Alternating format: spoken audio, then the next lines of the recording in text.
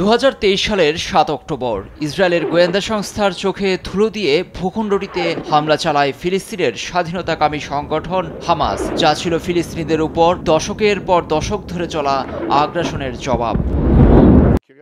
ওই হামলা নিয়ে রোববার চাঞ্চল্যকর গোয়েন্দা নথি সামনে এনেছেন ইসরায়েলি প্রতিরক্ষামন্ত্রী কাতস। এ প্রসঙ্গে টাইমস অব ইসরায়েলে এসেছে 2021 সালের জুনে ইরানের বিপ্লবী গার্ড IRGCর কুদস ফোর্সের কমান্ডার ইসমাইল কানিকে একটি চিঠি পাঠিয়েছিলেন ফিলিস্তিনের স্বাধীনতাকামী সংগঠন হামাসের প্রয়াত নেতা ইয়াহিয়া সিনওয়ার ও মোহাম্মদ তেইফ।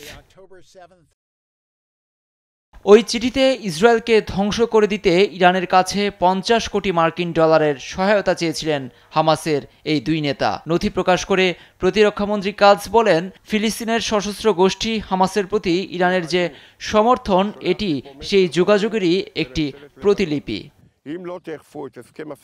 তিনি আরও দাবি করেন, চিঠিটি গাজায় হামাসের শীর্ষ কর্মকর্তাদের সুড়ঙ্গে পাওয়া গেছে। 2 বছর ধরে ইরানের কাছ থেকে প্রতি মাসে 20 লাখ মার্কিন ডলার চেয়েছিল হামাস, যা ছিল ইসরায়েলকে ধ্বংসের পরিকল্পনায় ইরানের পূর্ণ সমর্থনেরই অংশ।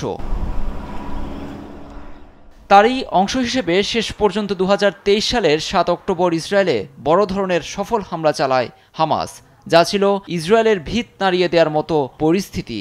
কিন্তু ওই অর্থ তেহরানকে হামাস দিয়েছিল কিনা এ বিষয়টি পরিষ্কার নয়, এমনকি ইরানও এ নিয়ে মুখ খোলেনি। লুৎফর কবির, নিউজ ডেস্ক, দেশ টিভি।